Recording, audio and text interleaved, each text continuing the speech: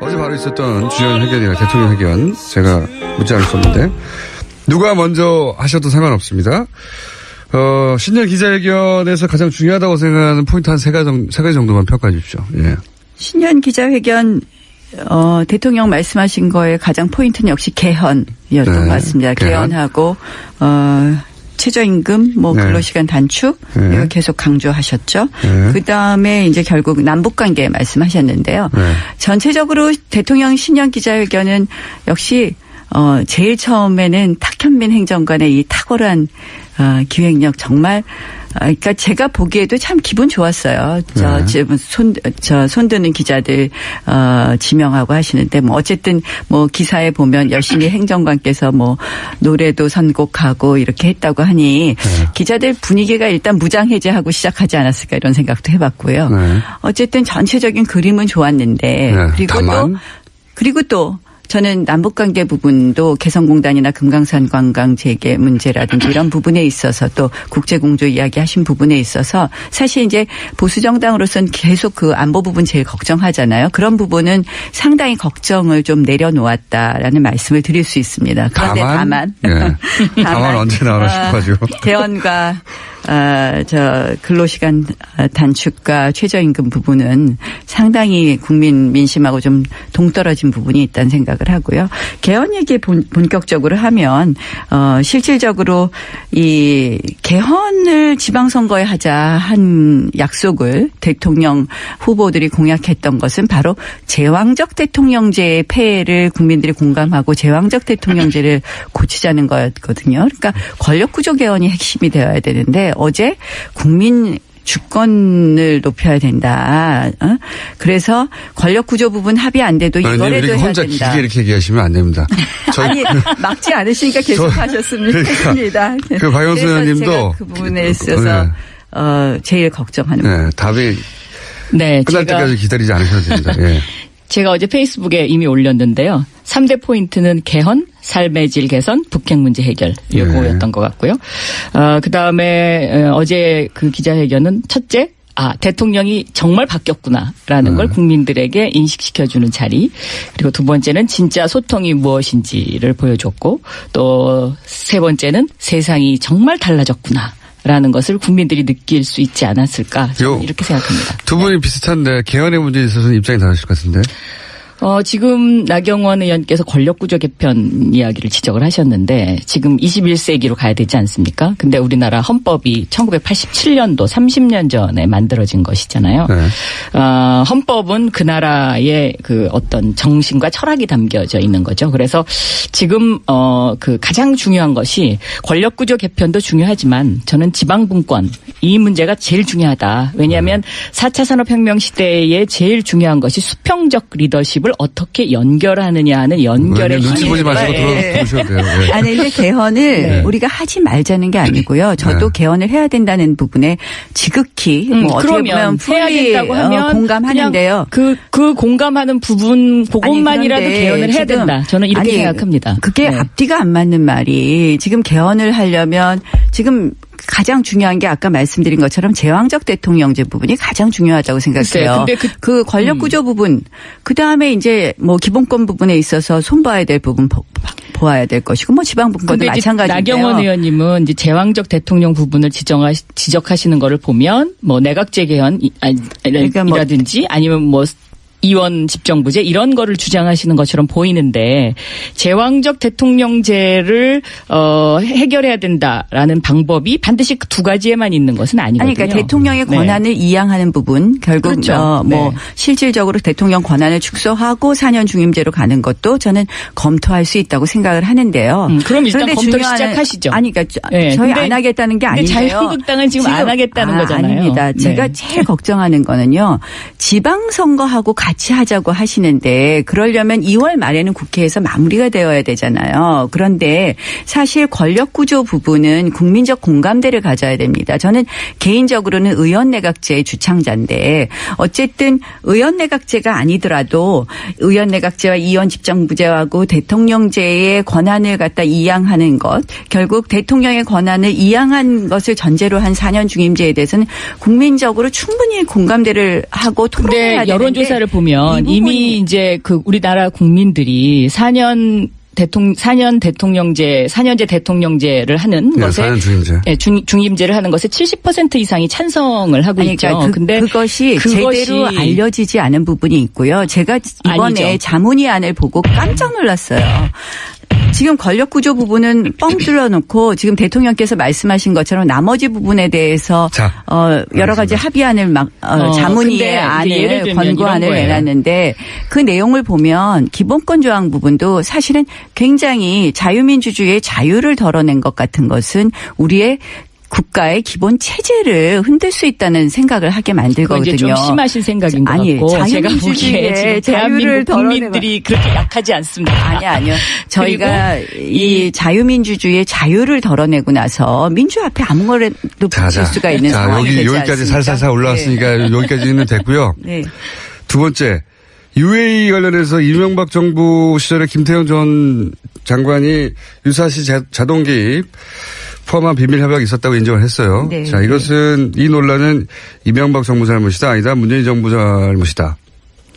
이건 당연히 이명박 정부 잘못이죠. 왜냐하면 이 UAE와 관련된 어제의 그 김태형 장관의 발언은요.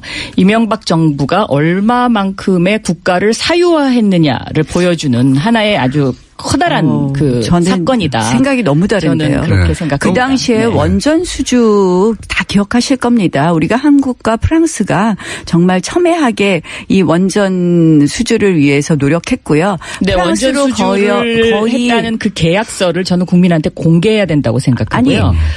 그 계약서 자체가 지금 비밀리에 돼 있습니다. 그래서 원전으로 국제적으로 인해서 이 계약서와 관련해서는 그 국제 변호사회에서조차 이 계약에 이상하다, 문제가 있다라고 지적을 했던 부분이고, 네, 우리가 원전 수출 국가가 되고 실질적으로 원전이 우리에게 일종의 효자 산업이 될 수 있었는데 저는 이제 우리 문재인 정부 들어서 일어났던 여러 가지 탈원전 정책 이런 것과 관련해서 저는 UAE 것을 들여다봤을 거라고 생각을 하고요. 그거하고는 좀 저는 관련이 없는 얘기라고 생각합니다. 아니 다 이게 저는 관련성이 있다고 생각합니다. 그러니까 소위 적폐청산으로 좀 이 원전 부분은 어떻게 되나 들여다보다가 이면 계약서 있어 이렇게 해서 이제 문제 그거 아니죠. 이면 계약서가 있었다는 것은 이미 이명박 정부 시절부터 알려졌던 것이고. 그리고 군사를 보낸다는 거는 국회 동의를 받아야 되는 것인데 그 부분은 이 이렇게 계약서 봅니다. 자체가 대한민국을 개인 회사처럼 운영할 수 있다는 그러한 가치에서 나왔다는 대표적인 저는 사례다. 이거 굉장히 심각한 일이다. 하지 않았으면 네. 사실상 우리가 프랑스를 이기고 원전을 수주하기 어려웠고요. 이 이면 계약서 부분이 군사 국회의 협정 문제는 동의를 받지 않았지만 만약에 그래야 되는 상황이면 그 당시에 국민들한테 이 군사 협정과 관련된 부분에 관해서 동의를 구했어야 되는 거고요. 저는 그랬으면 더 좋았을 거라고 생각하지만 파병의 경우에는 별도의 국회의 동의가 반드시 필요하기 때문에 저는 이러한 정도의 어떤 협정을 통해서 사실상 원전을 수주했다는 것은 이명박 정부가 지탄받을 일이 아니라 오히려 이 부분은 칭찬받을 일이라고 생각을 합니다. 그러니까 이제 불도저식 경영의 스타일이죠. 그러니까 뭔가 이제 예를 들면 아파트를 짓기 위해서 무조건 밀어버려야 된다. 이런 사고 방식. 아니요, 정말 우리가 국가의 수출이나 이런 것도요 냉철한 비즈니스입니다. 근데 UAE 가보시면요. 그러니까 비즈니스를 너무 좋아하다가 저는 이명박 대통령께서 대한민국을 이렇게 만들었다. 왜냐하면 국가라는 거는 비즈니스도 중요하지만 국민의 행복과 안전과 또 미래라는 거를 함께 생각해야 되는 공동체 의식이 중요한 거죠. 아니 문재인 정부가 이거 지금 뒤집기보다 이거 지금 수습하느냐고 난리 난 거 아닙니까? 무슨 수습을 합니까? 송영무 장관이 가서 MOU 이거 잘못됐으니까 고치자고 하니까 UAE에서 버럭 화를 내니까 임종석 실장이 그거 무마하려고 그럼 UAE가 버럭 화를 내면 우리가 잘못했다고 빌어야 됩니까? 무릎 꿇어야 됩니까? 그건 아니죠. UAE하고 관계가 괜찮다고 서로 어깨동무한 거 아닙니까? 그래서 이상하네. 문재인 정부가 오히려 이걸 그대로 지금 잘 마무리하려고 한 거 보면 이명박 정부의 그것을 사유하라고 하는 거는 동의하기 어렵다. 다수 누구 겁니까? 다수 누구 겁니까? 끊을 수가 없네. 다스는 누구 겁니까? 다스는 누구 겁니까? 다스는 누구 겁니까? 다 압니다. 네. 뭐 MB 대통령은 저 형님 거라고 하시는데요. 네. 저는 뭐 얼마 전에 홍준표 대표가 그거 왜 수사하는지 모르겠다 그러는데 네. 뭐 어쨌든 수사하고 있으니까 지켜보죠. 누구 건지는 모르시고요? 아니 아니라 그러시더라고요. 본인 거 아니라고. 아니라고. 지금 와서 어떻게 본인 내 거 거라고 얘기를 아니라고 하겠습니까? 아니 그리고 뭐 근데 지금 수사하고 있으니까 저희 지켜보죠 뭐. 네. 다스는 누구 거라고 생각하십니까? 다스는 저는 늘 똑같은 대답을 합니다. 검찰 캐비넷 속에 그 답이 들어 있습니다. 그리고 국민들이 이미 다 알고 있습니다. 알겠습니다. 빠르빠르 넘어가죠. 현안이 많으니까.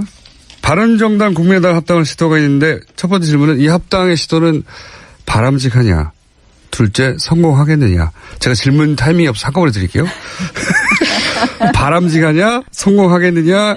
이 합당 시도의 최대 수혜자는 누구고 최대 피의자는 누군가? 이렇게 질문을 확 던지면요. 저는 너무 성급하다고 생각합니다. 네. 이게 바람직하냐는 질문에 대한 답입니다. 네. 뭐 국민의당과 바른정당은 다른 선택지가 없지 않았는가. 그러니까 국민의당 이제 통합파와 바른정당. 근데 사실상 이제 바른정당의 많은 의원들이 지금 이미 이제 탈당했고요. 의원과 이제 남지사 탈당했고 또 추가 탈당이 예고되어 있어서 비록 통합에 성공하더라도 그 효과는 미미할 것이다. 성공하긴 할 것 같은데. 저는 성공하기가 그렇게 쉬워 보이지 않는다. 왜냐하면 이 통합이라는 건 서로 양보해야 되는 거거든요. 근데 서로 양보 안 하려고 하잖아요, 지금. 그래서 이 성공에는 저는 그렇게 동의하지 않고요. 그럼 수혜자가 누구냐? 수혜자는 바로 안철수, 유승민 이 두 사람일 것이다. 저는 그렇게 두 분이 다 절박하기 때문에 양보하고 통합은 하지 않을까. 근데 제가 말씀드린 것처럼 실질적인 성과가 별로 없지 않을까 생각합니다. 오늘은 첫 시간이라 두 분도 약간 어색하시고 해서 게다가 시간이 거의 다 됐어요. 별로 안 어색했는데요. 그래요? 오히려 저 공장장님이 좀 이렇게 약간 당황하시는 것 같아요. 저희가 계속. 재밌었어요. 저는 재밌었는데. 자, 그러면은 시간이 별로 없으니까 마지막에 요거 한번 쫙 훑고 지나볼게요. 네. 홍준표 대표 한 줄로 평가하면요? 먼저 하세요. 이런 것도 저더러 어려운 건 저더러 먼저 하라 그러는데 홍준표 대표요. 한 줄로. 제가 같은 고향이 같거든요. 네. 그러니까 고향이 같은 사람이 박원순 시장, 저, 홍준표 대표, 저희 당의 서른 의원님 이렇게 4명이에요. 네. 그런데 왜 제 고향에 가면 고향 분들이 그래요. 그 홍모 씨 그분 요새 왜 그렇게 우리를 창피하게 만들어? 창피하다. 자, 여기요. 홍준표 대표 제가 진짜 섭섭한 게요. 지난번에 우리 이 프로그램에 나와서 공장장께서 그래서 문재인 대통령과 홍준표 대표 중에서 누가 더 싫어요? 그래서 제가 야당 의원인데 당연히 문재인 대통령이 더 싫죠. 이렇게 얘기를 했는데 홍준표 대표가 다른 프로그램에 나가서 나경원 의원과 누가 더 좋냐고 추미애 대표 중에서 누가 더 좋냐는데 끝까지 대답을 안 하시더라고요. 그래서 되게 삐졌었어요. 섭섭하다. 네, 섭섭합니다. 제가 딱 한 가지 할 얘기가 있어요. 권력구조 개편과 관련해서요. 역사적으로 보면은요. 봉건주의 시대, 영주 시대를 지난 나라들은 대부분 다 내각제를 하고요. 왕조 시대를 지난 나라들은 대부분 대통령제를 해요. 그러니까 이게 역사에 기인하는 부분도 있기 때문에 예를 들어서 갑자기 내각제로 간다? 이것이 더 어색하게 국민들은 받아들이는 것이 아닌가. 저는 그렇게 생각해요. 권력구조 얘기는 나중에 한번 더 안철수 대표 한 줄로. 유승민 대표 한 줄로. 너무 어려운 질문을. 20초밖에 안 남아서. 답답하다. 안철수 대표. 유승민 대표는요? 유승민 대표 너무 고집이 세다. 안철수 대표 아직 아이 같다.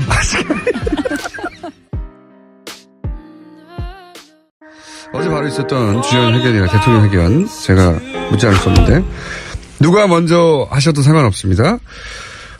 신년 기자회견에서 가장 중요하다고 생각하는 포인트 한 세 가지 정도만 평가해 주십시오. 예. 신년 기자회견 대통령 말씀하신 거에 가장 포인트는 역시 개헌이었던 것 같습니다. 개헌하고 최저임금, 근로시간 단축 이거 계속 강조하셨죠. 그다음에 이제 결국 남북관계 말씀하셨는데요. 전체적으로 대통령 신년 기자회견은 역시 제일 처음에는 탁현민 행정관의 이 탁월한 기획력 정말 그러니까 제가 보기에도 참 기분 좋았어요.